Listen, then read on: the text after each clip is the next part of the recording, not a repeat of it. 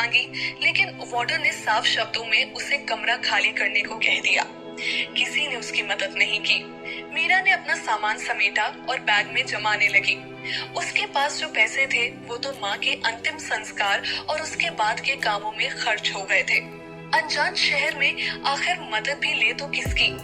मीरा बहुत ही स्वाभिमानी लड़की थी और इसीलिए उसने अपनी ये परेशानी निधि को नहीं बताई।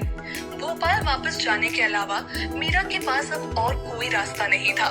अपने बैग लेकर वो हॉस्टल से निकल गई। निधि जब कॉलेज आई तो क्लास में मीरा को ना देखकर उसने अपने साथ बैठी रागिनी से पूछा, जो कि उसी हॉस्टल में रहती है।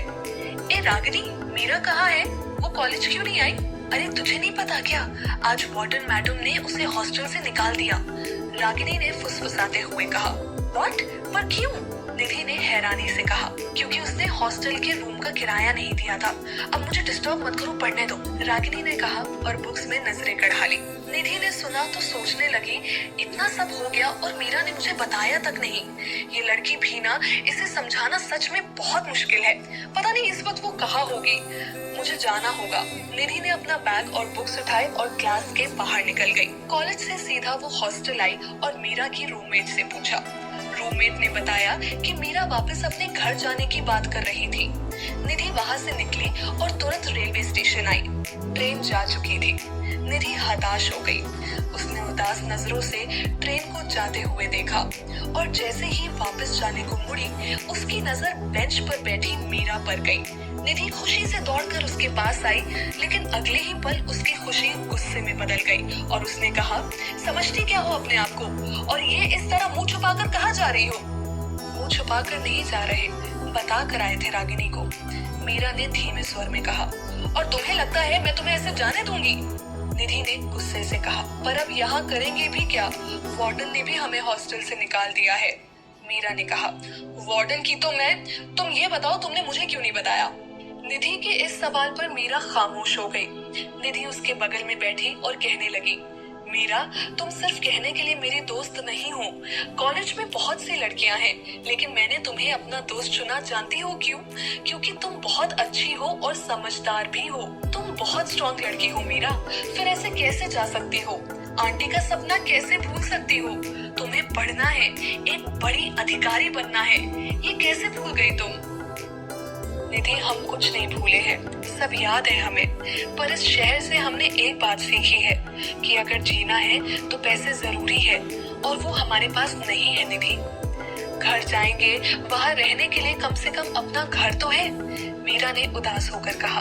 हो गई तुम्हारी आदर्श वाली बातें तो चले, निधि ने उठते हुए कहा। कहाँ? मीरा ने कहा। कोई सवाल नहीं, उठो और चलो, कहकर निधि ने एक बैग खुद उठाया और दूसरा मीरा को थमा दिया। दोनों बाहर आई। निधि पार्किंग से अपनी स्कूटी निकाल लाई और मीरा को साथ लेकर चल पड़ी। निधि के पीछे बैठी मीरा के मन में सैकड़ों सवाल उथल पुथल मचाए हुए थे। मीरा जब भी इस शहर से जाने के बारे में सोचती, ये शहर उसे वापस अपनी ओर खींच लाता। सवाल बहुत थे, लेकिन जवाब नहीं। निधि उसे कहाँ लेकर जा रही है, इस बात का भी उसे अंदाजा नहीं था। स्कूटी सड़क पर दौड़ाते हुए निधि ने अचानक से ब्रेक लगाए और गाड़ी को यू टर्न घुमाया। क्या हुआ? इधर कहाँ जा रही हो? पीछे बैठी मीरा ने सवाल किया। हॉस्टल, निधि ने कहा। लेकिन क्यों? मीरा ने कहा। तू चल तो बताती हूँ, कहकर निधि ने स्पीड बढ़ाई और कुछ वक्त बाद दोनों हॉस्टल के सामने थे। निधि ने स्कूटी साइड में लगाई। उसने मीरा का हाथ पकड़ा और उसे लेकर अंदर चली आई। वार्डन सामने ही खड़ी मिल गई। निधि उसके सामने आई। उसने अपने जेब से कुछ रुपए निकाले और वार्डन के हाथ में थमाते हुए कहा, ये रखो अपने पैसे, और आज के बाद किसी लड़की को इस तरह से हॉस्टल से मत निकालना। वक्त पर किराया देंगे तो कोई क्यों निकालेगा, पर ये लड़कियां घर वालों के पैसे तो ऐश में उड़ा देती हैं और फिर किराए के नाम पर रोने बैठ जाती हैं। वार्डन ने मुंह बनाकर रुपए गिनते हुए कहा। चुड़ैल, तेरी हिम्मत कैसे हुई मेरी दोस्त के लिए ऐसा बोलने की? मैं तेरा मुंह नोच लूंगी, निधि ने वार्डन से उलझते हुए कहा। लेकिन ऐन वक्त पर मीरा ने उसे रोक लिया और कहा, निधि, ये क्या कर रही हो? छोड़ो उन्हें, मैं मुंह तोड़ दूंगी इसका। इस हॉस्टल की लड़कियां चाहे जो करती हो, तुम ऐसी नहीं हो, निधि ने गुस्से से मीरा से कहा। तुम प्लीज यहाँ से चलो, प्लीज, मीरा ने निधि को लगभग खींचते हुए कहा। निधि वहां से चली गई तो मीरा वार्डन के पास आई और बहुत ही धीमे स्वर में कहा, निधि ने जो किया उसके लिए हम माफी मांगते हैं मैम। एक बात और लड़की यहाँ ऐश करने नहीं आती है,